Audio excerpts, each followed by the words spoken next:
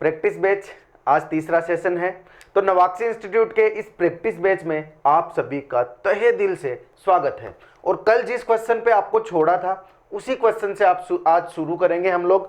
ये देखो practice batch अपना चल रहा है, प्लेलिस्ट में जाके आप प्रैक्टिस बैच को ढूंढ सकते हो। विजय बैच के अलावा एक बैच और शुरू कर दिया है जिसमें रोज आप लोगों के लिए नए नए सवाल आते हैं। कल जिस सवाल पे आपको छोड़ा था उसी सवाल के साथ मैं आज शुरुआत करने वाला हूं।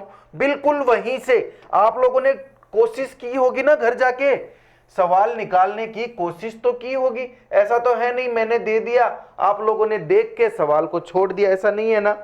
अगर ऐसा नहीं है तो आ जाओ फटाफट से सवाल को सोल्व करते हैं। अगर आप लोग देख पा रहे हो तो सवाल पढ़ो मेरे साथ कि एक परीक्षा है उसमें 80% छात्र भौतिकी में, 80% जो स्टूडेंट्स हैं वो तो फिजिक्स में पास हुए, 70% छात्र हैं वो रसायन विज्ञान में यानी कि केमिस्ट्री में पास हुए, जबकि 15% दोनों विषयों में अनुत्तीर्ण हुए।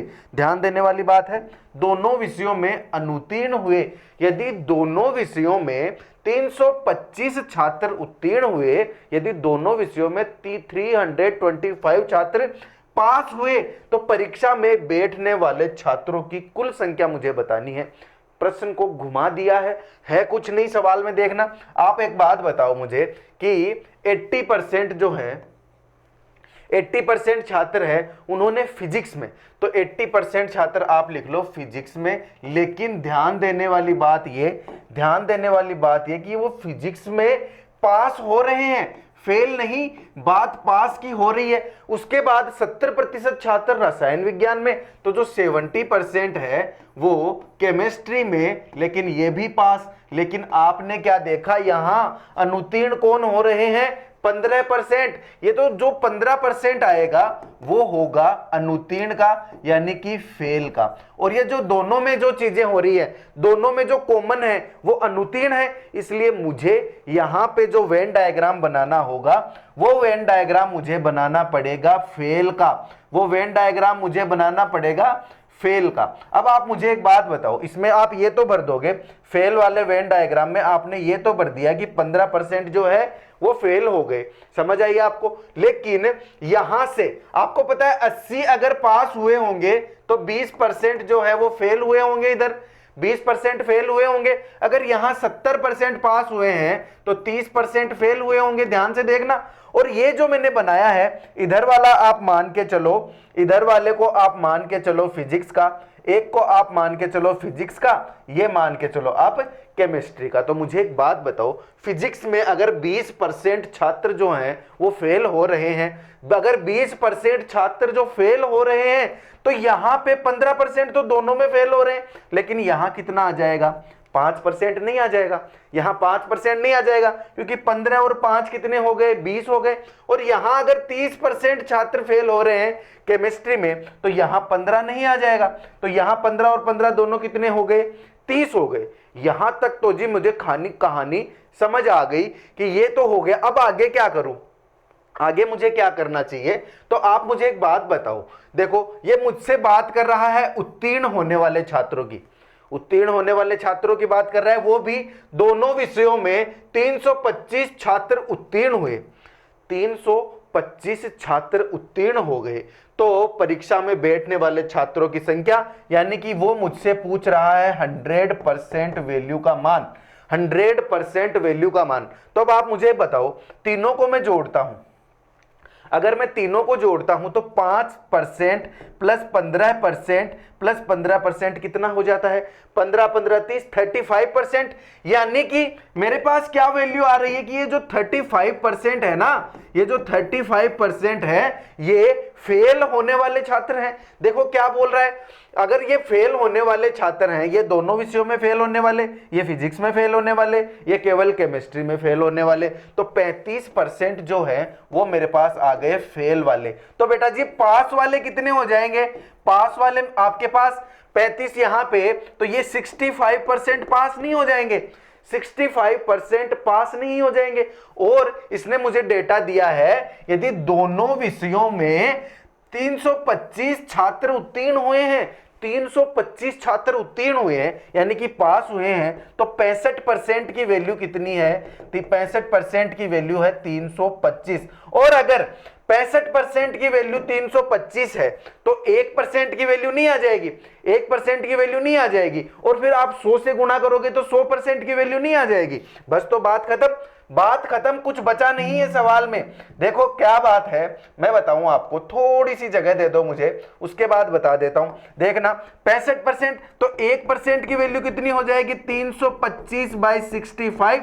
और अगर मुझे 100% की वैल्यू निकालनी है तो इसको मैं मल्टीप्लाई नहीं कर दूं 100 से, बात खत्म। अगर मुझे 100% की तो पूछी है, कुल संख्या ही तो पूछी है, तो यहां से मैं कितनी आसानी से 100% की वैल्यू ले आता हूं। देखो कैसे, काट दो इसको, काट दोगे इसको तो कितने से काटोगे? सबसे छोटी संख्या जिससे आप काट सकते हो तो वो आ जाएगी, ये आ जाएगा कितना? 5। इससे काटोगे तो ये कट जाएगा 5 बार, और 5 को आप मल्टीप्लाई करोगे 100 से तो मेरा आंसर आ जाएगा 500। मेरा आंसर आ जाएगा 500। तो जो टोटल नंबर ऑफ स्टूडेंट्स हैं वो कितना हो जाएगा? बैठने वाले टोटल नंबर स्टूडेंट्स वो हो जाएंगे 500। आप काट के देख लो, आप जब काटोगे तो कितने से काटोगे? डायरेक्ट 65 से नहीं काटोगे, आप कैसे काटोगे? चलो मैं आपकी तरह सोच के काटता हूं। तो मैं काटता हूं इसको, पहले मैं 5 से काटता हूं ना, तो 5 से काटता हूं तो 5 1 जा 5, 5 3 जा ये, और ये हो गया 5 6 30, ये 35, और 13 पंजे 65 हो गया ना। 13 5 जा 65 होता है ना, तो वही बात हुई। आप उस हिसाब से काट लो, मैंने इसको डायरेक्ट काट दिया, कोई बात नहीं। काटने पीटने पे ना इतना डिस्कशन नहीं होना चाहिए, वरना क्वेश्चन बहुत बड़ा हो जाता है। आपके लिए मुद्दे की बात, जानने वाली बात क्या है? 500 मेरा आंसर आ रहा है। तरीका देखो कितना सिंपल है। ये चीजें मैंने आपको सिर्फ समझाने के लिए लिखी है। आपको डायरेक्ट वेन डायग्राम बनाना है, वेन डायग्राम से टोटल नंबर निकालने आपको फेल वाले से आपको मिल जाएंगे पास वाले से आपको मिल जाएगा 325, और 325 से पहले निकालो 1 का, फिर उसको मल्टीप्लाई कर दो 100 से। अजी मुझे सिर्फ 1% की वैल्यू चाहिए, उसके बाद तो मैं दुनिया हिला देता हूं, ये मुझे पता है। तो आप भी यही फोकस रखो कि 1% की वैल्यू कैसे निकालते हो। तो प्रैक्टिस का पहला क्वेश्चन हुआ, अच्छा लगा आपको? पूरा टॉपिक पढ़े बिना ही प्रैक्टिस हो रही है, चलो ठीक है, फिर मैं अगले क्वेश्चन पे लेके चलता हूं आपको। ये प्रश्न मैंने किया, और आपको अगर याद होगा तो मैंने आपसे ये सवाल एक बार के लिए छुड़वा दिया था। 2 सवाल ही करवाए थे आपको स्टार्टिंग में जब प्रैक्टिस शुरू हुई थी कल। तो ये सवाल आपके सामने देखो, सबसे पहले मेरा काम है प्रश्न को पढ़ना, उसके बाद आगे के डिसीजन में लेता हूं। देखो 140 प्रश्नों वाली एक परीक्षा में एक अभ्यर्थी ने पहले 80 प्रश्नों में से, 140 हैं टोटल, देखो 140 हैं टोटल, उसमें से पहले जो 80 प्रश्न थे, उसमें से 70%, यहां मैं इतना ही बनाऊंगा, बाकी आप आगे देखना। और अगर 80 सवालों की उसने बात कर दी तो 140 में से कितने सवाल शेष रह गए? 60 सवाल शेष रह गए। अब इतना तो समझ आता है आपको, 60 सवाल शेष रह गए, चलो ठीक है। तो 80 में से तो 70% है। अब आप यहां देखो, ये मतलब चलो मैं वापिस से बना देता हूं, 140 में से 80 तो यहां, 80 यहां, तो 60 यहां। 80 का 70% जो है, 80 का जो 70% है वो प्रश्न उसने सही कर दिए। तो आप मुझे एक बात बताओ, 80 का आप 70% निकालोगे, 80 का आप 70% निकालोगे तो कितना आ जाएगा? आ जाएंगे 56। यानी कि उसने 56 जो प्रश्न है वो सही कर दिए। समझे मेरी बात? 56 प्रश्न उसने सही कर दिए। उसकी इतनी बात से मैं समझ गया। परीक्षा में 60% अंक प्राप्त करने के लिए उसे शेष प्रश्नों में से कितने प्रतिशत प्रश्न सही करने होंगे?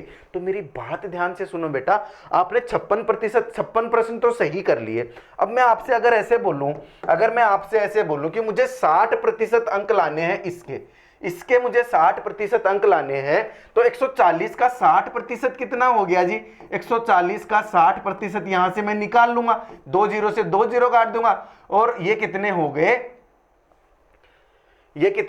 60% निकालना है ना 140 का, तो ये हो गए 84, यानी कि मुझे टोटल प्रश्न कितने सही करने हैं 84, और 84 में से मैं 56 पहले ही सही कर चुका हूं, तो अब मुझे कितने प्रश्न और सही करने पड़ेंगे। तो 84 में से मुझे अगर 56 प्रश्न मैंने पहले ही सही कर दिए, तो अगर मैं 56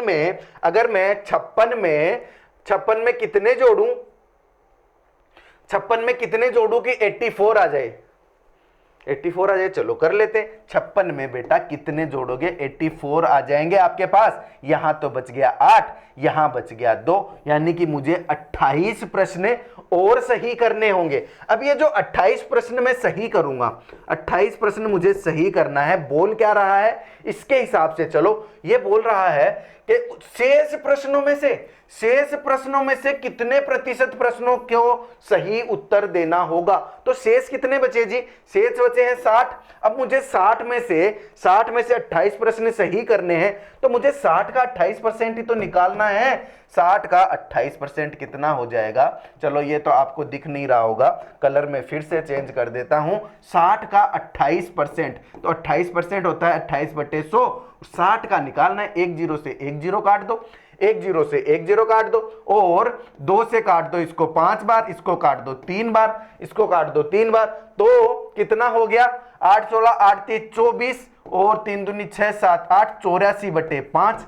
84/5 जब आ रहे, देखो कैलकुलेशन अगर थोड़ी इधर उधर हो गई तो फिर से देख लेंगे, लेकिन एक बार देखो क्या है ये, 5 1 जा 5, कैलकुलेशन तो हुई है, क्योंकि ये इसका आंसर आना नहीं है। देखना, फिर से देखना इस चीज को, आप फिर से देखना एक बार। जब 56 प्रश्न उसने सही कर दिए, 56 प्रश्न सही कर दिए, और उसको पूरे प्रश्न सही करने हैं 84, 84 नहीं, 84 चलो ठीक है। तो 28 प्रश्न उसे सही करने हैं, 28 प्रश्न उसे सही करने हैं। 28 कितने में से सही करने हैं, 60 में से सही करने हैं।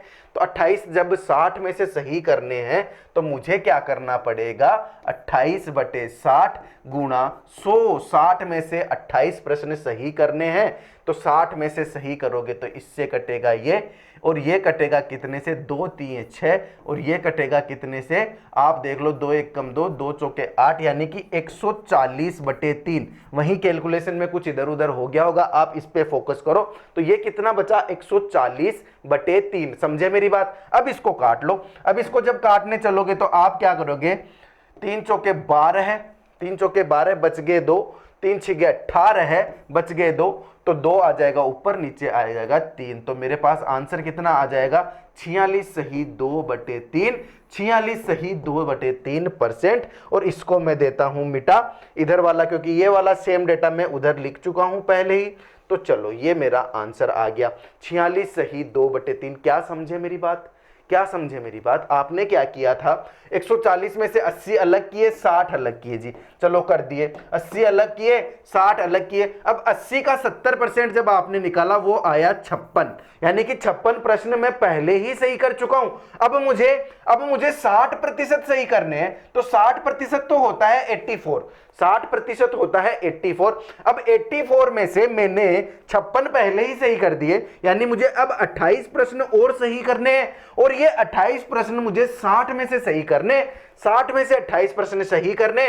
तो 28/60 गुणा 100, 28/60 गुणा 100 जब मैंने किया, तो मेरा आंसर आया 46, 2/3। समझे मेरी बात। अगले क्वेश्चन पे चलूं, जल्दी से स्क्रीनशॉट ले लो, फिर अगले क्वेश्चन पे चलते हैं। उसके बाद इसमें आप दिमाग अपना लगा लेना। और क्वेश्चन ऐसा वैसा नहीं है, एसएससी सीपीओ में आया हुआ सवाल है। तो जब मैं यहां करवाता हूं प्रैक्टिस, तो मैं छांट के लेके आता हूं प्रीवियस ईयर के क्वेश्चन, या फिर बहुत इंपॉर्टेंट जो सवाल होते हैं वो।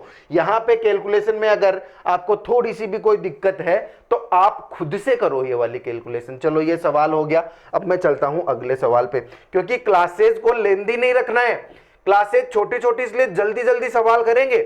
चलो फटाफट से आगे वाला सवाल है, ये कर लेते हैं। अगर पहले कर भी लिया है तो इसको फटाफट से कर लेते हैं हम इस सवाल को। देखो सवाल आपकी स्क्रीन पे। सवाल क्या है, एक परीक्षा में 35% छात्र एक विषय में अनुत्तीर्ण हुए। सवाल मेरा किया हुआ लग रहा है, सवाल इसको जल्दी से करें। एक परीक्षा में 35% छात्र, जल्दी जल्दी देख लो, 35% दोनों विषयों में 30% अनुत्तीर्ण हुए। तो जब मैं वेन डायग्राम बनाता हूं तो ऐसे करके मैं वेन डायग्राम बनाता हूं। इसमें मुझे बीच में लिखना होता है 30%, इसमें मुझे बीच में लिखना होता है जी 30। अगर 35% छात्र एक विषय में तो यहां 5 आएगा, और अगर 42% स्टूडेंट तो यहां आएगा 12 है। तो अभी तो 30 + 12 42 हो जाएगा, 30 + 5 35 हो जाएगा। तो चलो, यदि दो विद्यार्थियों की कुल संख्या 2500 है, यदि विद्यार्थियों की कुल संख्या 2500 है तो केवल एक विषय में कितने विद्यार्थी अनुत्तीर्ण हुए?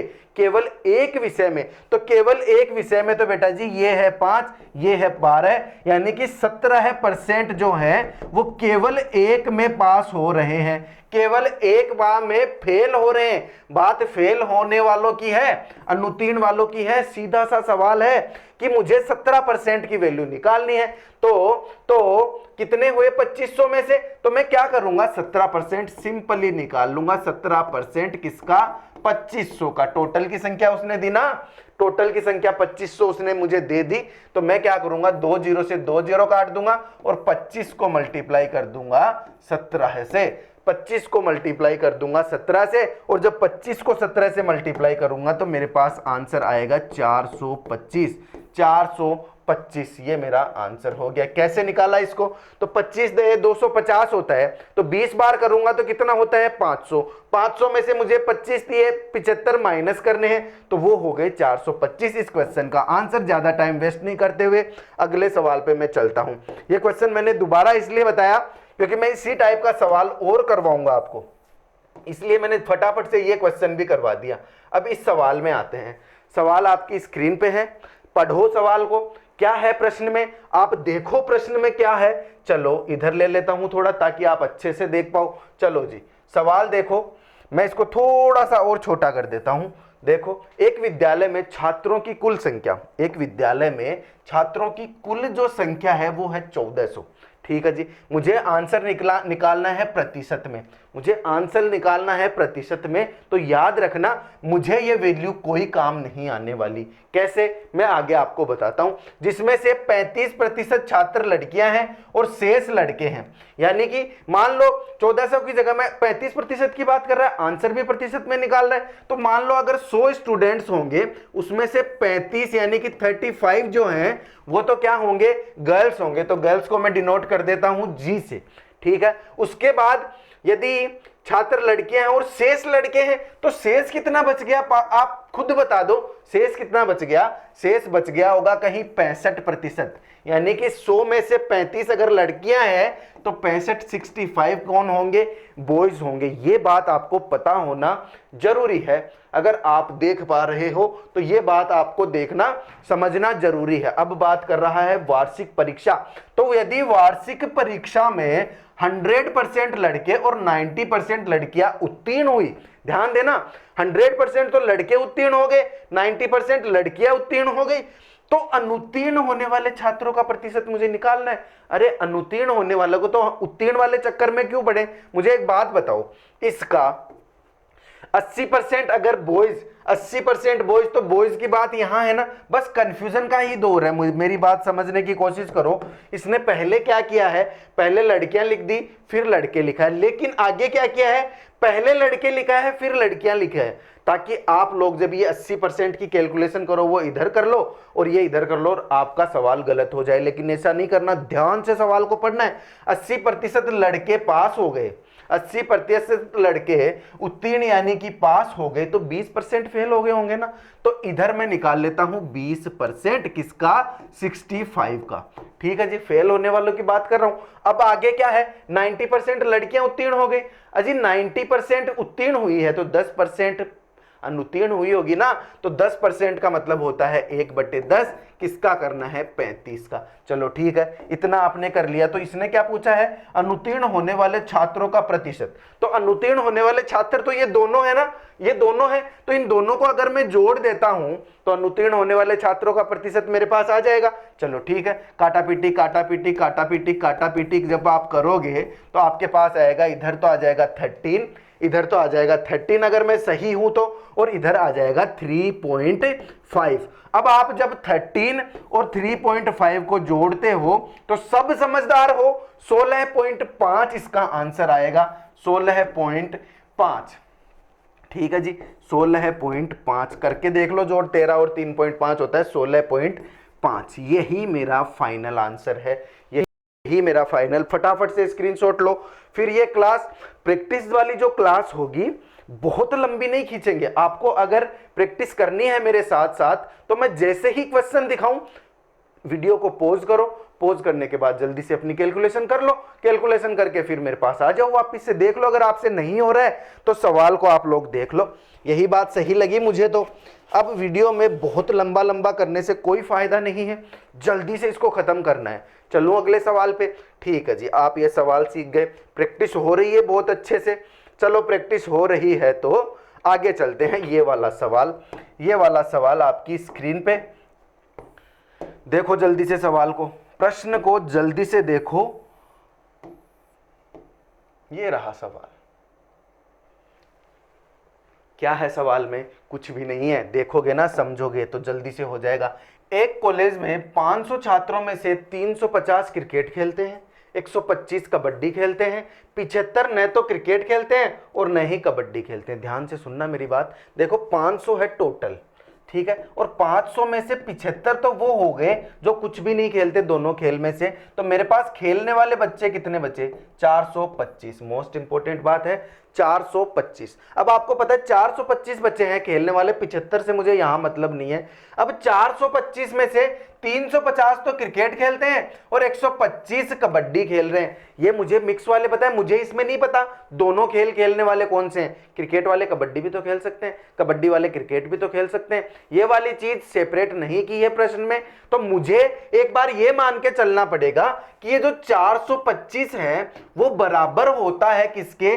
350 प्लस 125। और इसमें से ये तो है वो जो क्रिकेट और कबड्डी खेल रहे हैं, लेकिन उनको कहां भूल गए आप? जो दोनों खेल खेल रहे हैं, तो उनका तो मुझे वैल्यू ही नहीं पता जो दोनों खेल खेल रहे हैं। तो एक बात बताओ, कबड्डी खेलने वाले, क्रिकेट खेलने वाले, दोनों में से मैं वो लोग हटा दूं जो दोनों खेल खेल रहे हैं, उनको मैं साइड में ही कर देता हूं, तो मेरे पास वैल्यू नहीं आ जाएगी। देखो कैसे, ये तो हो गए ना टोटल जो खेलने वाले हैं, और मैंने ये माइनस कर दिए इसमें से। तो 350 और 125 कितने हो गए? 475। 475 माइनस अक्स हो गए, और इधर कितने हैं? 425 है। ये मेरे पास एक समीकरण आ गया। अब समीकरण कहीं से पैदा नहीं हुआ है अपने आप ही, कुछ नहीं है, ये वही चीज है जो मैं आपको इतनी देर से सिखा रहा हूं। ये जो अक्स है वो है जो दोनों खेल खेल रहे हैं, वो भी इनमें ही कहीं छुपे हुए हैं। ये जो 125 और 350 है ना, इनमें ही छुपे हुए हैं। इनमें वो लोग भी हैं कुछ जो दोनों खेल खेल रहे हैं, मुझे वही बाहर निकालना है। तो मैं इसमें से माइनस कर दूंगा तो बाहर निकल जाएंगे। टोटल नंबर खेलने वाले मेरे पास हैं ही, तो बस अक्स को ले आता हूं इधर, 425 को ले आता हूं इधर, तो 475 माइनस 425 कितने हो गए जी? 50। ठीक है, अब ये 50 लोग वो आ गए जो दोनों खेल खेल रहे हैं। अब तो इसका परसेंट निकालना है टोटल में से। जब आप टोटल में से परसेंट निकालते हो तो क्या करोगे? 50 टोटल है 500, गुणा करते हो 100 से, 2 जीरो से 2 जीरो काटते हो, 5 दहे 50 करते हो, तो मेरे पास आंसर कितना आ जाता है?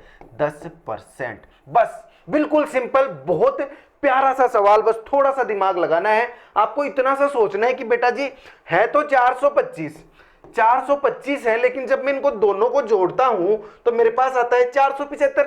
ऐसा तो हो ही नहीं सकता, खेलने वाले 425 है, तो 475 कहां से आ गए? मतलब इनमें कुछ लोग ऐसे छुपे हुए हैं जो दोनों खेल खेल रहे हैं। तो जो दोनों खेल खेलने वाले हैं उनको एक बार साइड में कर दो, और वही मुझे निकालना है कि दोनों की कौन सा खेल खेलते हैं। देखो क्रिकेट दोनों खेलने वाले विद्यार्थियों की संख्या बतानी है, कबड्डी और क्रिकेट दोनों खेलने वाले विद्यार्थियों की संख्या बतानी है, जिसको मैंने अक्स से डिनोट किया है। अक्स की वैल्यू मेरे पास आ गई 50। इसका जब मैं प्रतिशत निकालता हूं, क्योंकि मुझे सवाल में प्रतिशत ही तो पूछा है, तो जब मैं इसका प्रतिशत निकालता हूं तो वो मेरे पास आता है 10%, और 10% ही मेरे सवाल का जवाब है। तो आपको समझ आई चीजें जो मैं बताना चाह रहा हूं, वो चीजें आपको अच्छे से समझ आ रही है?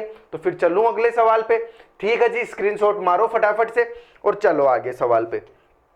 आगे ऐसा सवाल जो आपने पहले किया नहीं हो वही सवाल हम करवाते हैं। चलो जी, ये सवाल देखो आप, बिल्कुल प्यारा सा, अच्छा सा, कातिल सा सवाल है। अगर आप इसको देखोगे ना तो आपको पहली से दफा ऐसा लगेगा कर लूंगा, दूसरी दफा लगेगा नहीं कर पाऊंगा, फिर तीसरी दफा लगेगा अरे यार ये तो कर लूंगा। बस उसी टाइप का सवाल है। जल्दी से देखो, स्क्रीनशॉट ले लो।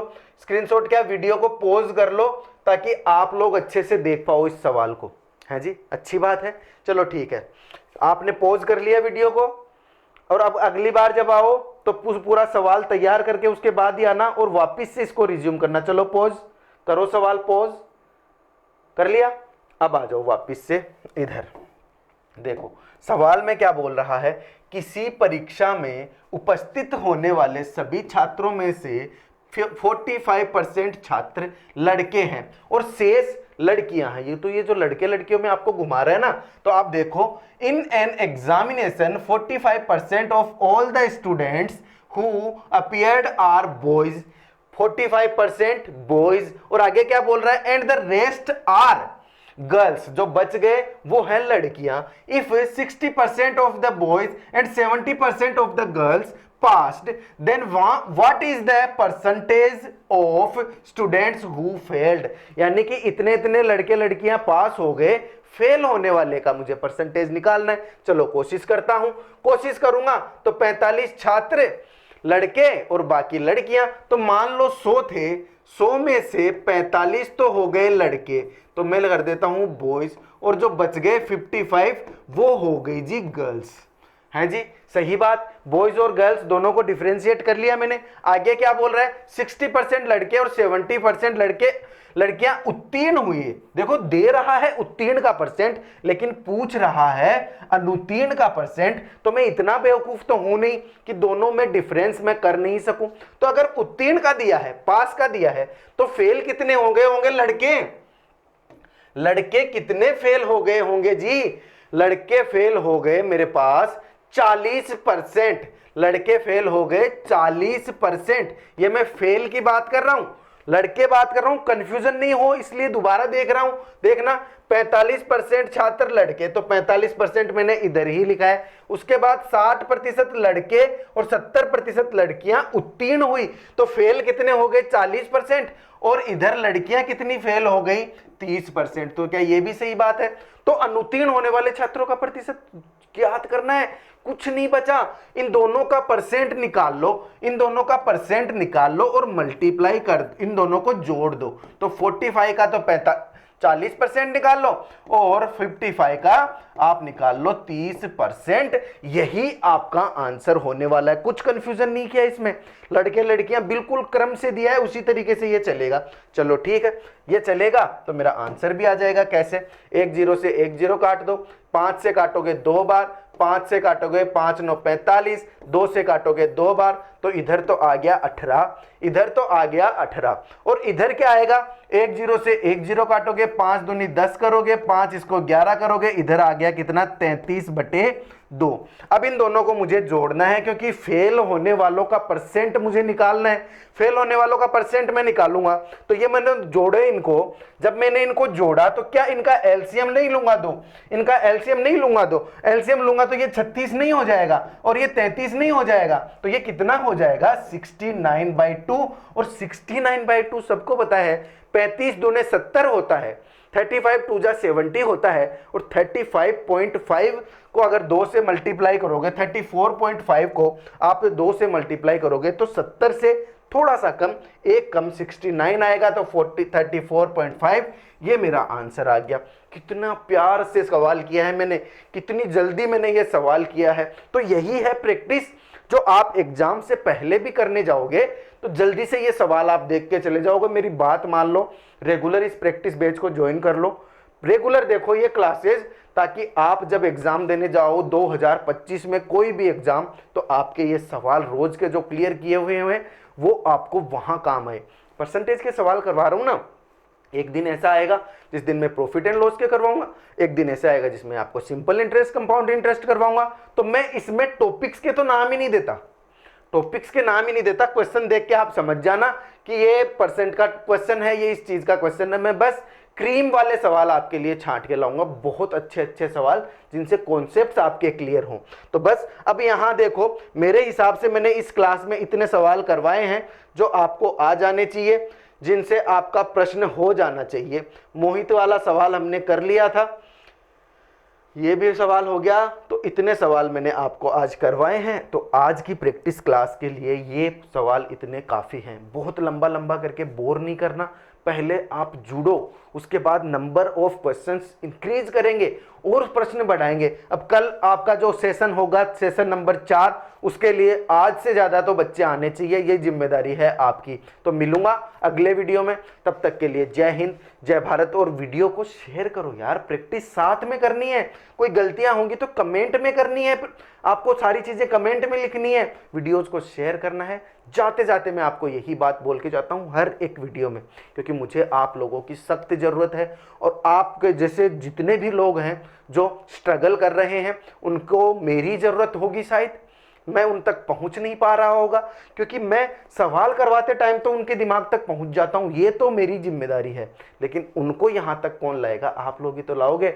विजय सर पढ़ा रहे हैं, विजय सर प्रैक्टिस करवा रहे हैं, विजय सर एक बैच चला रहे हैं आप लोगों के लिए, बिल्कुल खुद की जिम्मेदारी पे चला रहा हूं। ऐसा कुछ नहीं है कि मुझे इधर उधर से कहीं से कोई फंडिंग आ रही हो, बस आप लोगों के साथ मैं जुड़ना चाहता हूं। तो बस इसी बात के साथ मैं अपनी क्लास को यहीं एंड करता हूं। कल की क्लास में क्वेश्चंस को और बढ़ा देंगे। ये क्वेश्चन आपका दिमाग फ्रेश करने के लिए थे, ये आप समझ लो। धन्यवाद यहाँ तक वीडियो को देखने के लिए और इस चैनल पे बने रहने के लिए। ओके जी, बाय।